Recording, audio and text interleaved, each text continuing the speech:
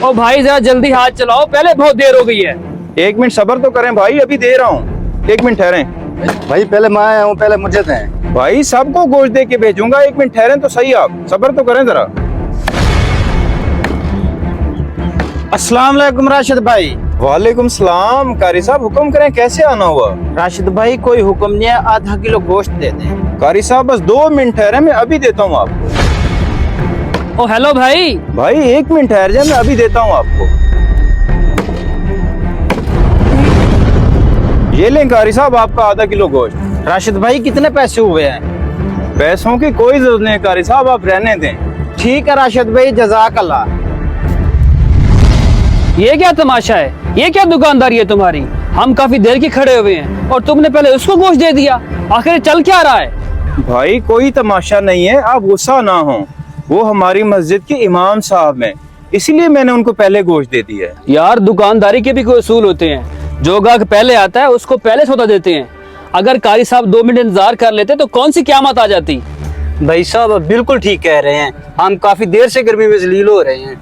भाई आपकी बात भी ठीक है, लेकिन ये तो देखें कि हमारी मस्जिद के इमाम हैं, वो हमें 5 वक्त की नमाज पढ़ाते हैं, हमारे बच्चों को कुरान पाक की तालीम देते हैं, और एक ना एक दिन हमने मरना भी है।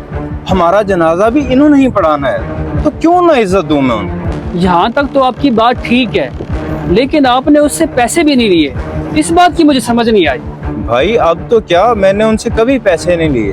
अब आप खुद ही बताएं कि आधा किलो गोश्त के बदले जन्नत मिल जाए तो ये सौदा महंगा तो नहीं है। और भाई मैं तो क्या, इस मार्केट में कोई भी इमाम साहब से पैसे नहीं लेता। करियाने वाला हो गया, सब्जी वाला बैठा है, नाई हो या पेंचर वाला, कोई भी नहीं लेता। ये बात तो आपकी ठीक है, लेकिन इमाम साहब तनख्वाह तो ले रहे होंगे ना, फिर आप लोग ऐसी तकलीफ क्यों उठा रहे हैं? और मेरे भाई आप भी बड़े भोले हैं। आपको भी पता है कि मस्जिद के इमाम साहब की तनख्वाह ही कितनी होती है।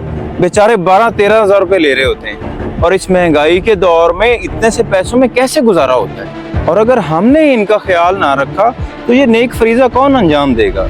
और इस तरह तो हमारी मस्जिदें वीरान हो जाएंगी। दुनिया तो हम बना लेंगे पैसे बचा के, लेकिन आखिरत में क्या जवाब देंगे। माशाल्लाह भाई, आप तो बड़ा नेक काम कर रहे हैं। ये सुन के मुझे बहुत अच्छा लगा। अल्लाह ताला आपको और तौफीक दे। आपको देख के अब मेरा दिल भी कर रहा है कि मैं उनकी मदद करूं, लेकिन उनकी इज्जत नफ्स को ठेस भी ना पहुंचे। भाई ये कौन सा मसला है, मैं आपको बताता हूँ। इमाम साहब की मोटरसाइकिल खराब हो गई है और उन्होंने मैकेनिक को बनने के लिए दी हुई थी, तो आप जाके मैकेनिक को पैसे दे दें और मैकेनिक से कहें कि इमाम साहब से पैसे ना ले। इस तरह इमाम साहब की मदद भी हो जाएगी और आपके दिल को भी तस्कीन मिल जाएगी। जी मैं अभी जाके मिलता हूँ मैकेनिक से।